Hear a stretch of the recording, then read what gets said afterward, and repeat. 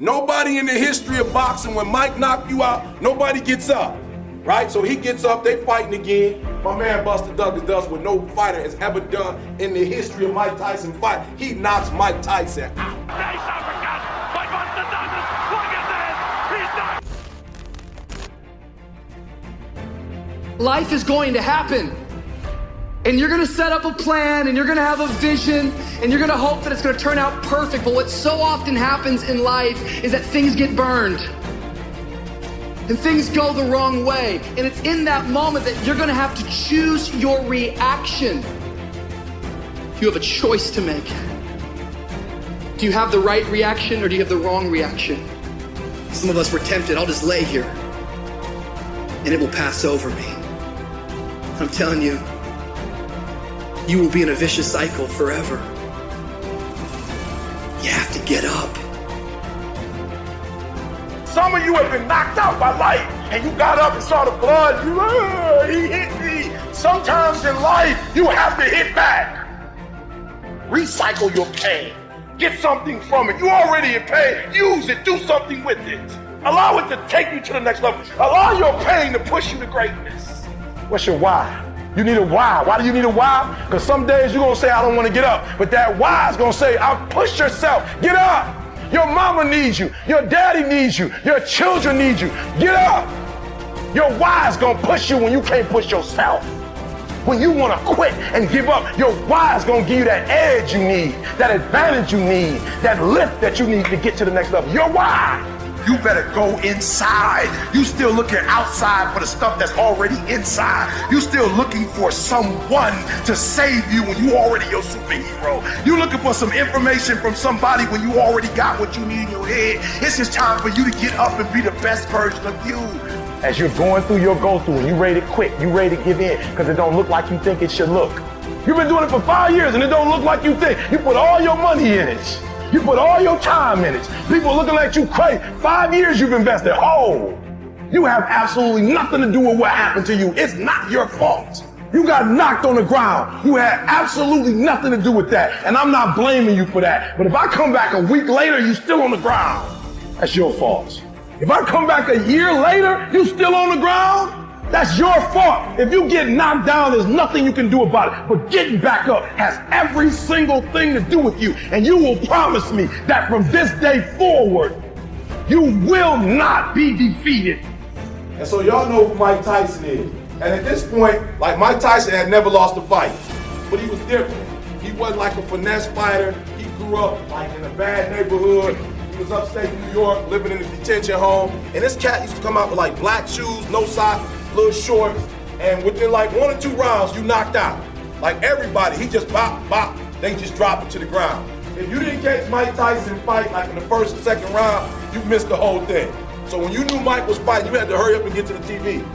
But this was a little different. This guy right here, Buster Douglas, matter of fact, the reports say that Mike wasn't even supposed to fight him. He was supposed to fight somebody else. But this was like a fight in between until he could fight, I guess, Holyfield or whoever he was trying to fight.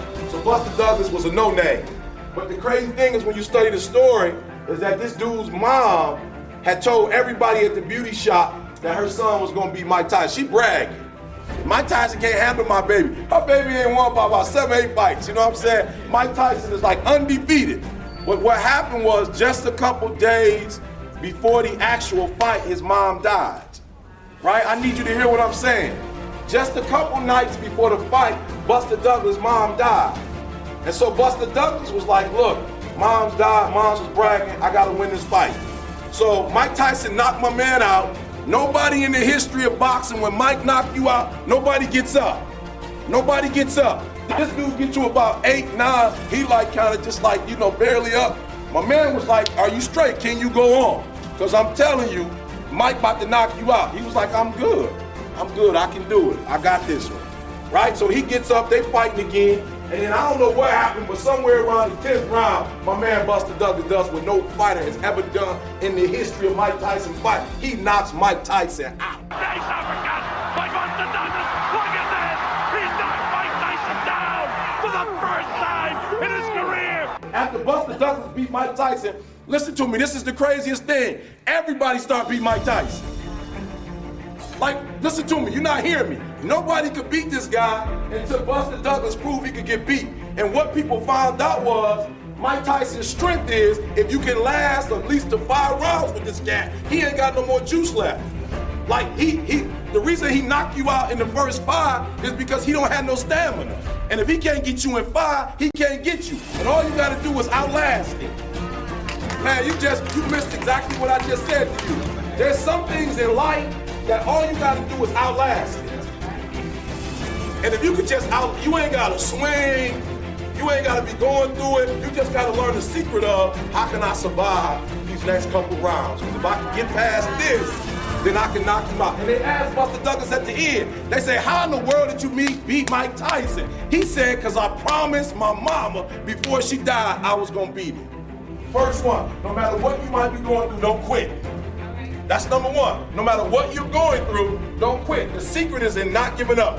Everybody who's done something great, they weren't that deep.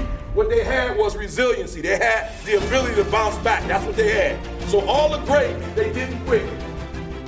Why do you keep crying? Why me, God? Why did I get MS? Why did I get cancer? Why did my mama die? Why did I get fired? Do you understand? Listen, you got put through that because what that does, that tension produces greatness. Stop running from it and run to it. Stop telling me what you're going through. The greats, they get to it, they go through it. And the harder it is, the better. Now listen to me. I don't care if you're sick. I don't care what you're going through. If you're not dead, he ain't through with you yet. As long as you waking up, you still in the game. As long as you alive, you can still make it happen. As long as that breath in your nostrils move, you still in the game. You still can win. Now get your butt up. I don't need you thinking about it no more. You're doing too much thinking. You analyze it too much. You're talking yourself out of it. I don't know if this is going to work. I tried and it didn't work. I just need you to keep moving. I need you to make up in your mind that the only way you can lose is if you quit. And I just need you to keep going. Get emotional if you must. Cry if you must. Get it out. But get your butt back up after you finish crying and put a time limit on the grind. You say, Coach, I need 30 minutes. Don't take it. But when you come back after that 31 minutes, you better grind. Because if you don't, you'll be stuck at that adversity for the rest of your life. And some of you are not successful because every single time you run up against a trial, every time you run up against a tribulation, you stop and you cut off beast mode. And what I'm here to tell you is, if you tell that thing, I'm here just like you here, and I promise you, I ain't leaving without the degree. I will not leave without that goal. I will not leave without that dream. I will not leave this university until I'm successful. I will not leave this job. I will not leave this client. I will not leave this opportunity until I get it. What will you do with your pain? Will you let it break you, or will you let it redefine you? It's an urge. Truth be told, every champion has felt it.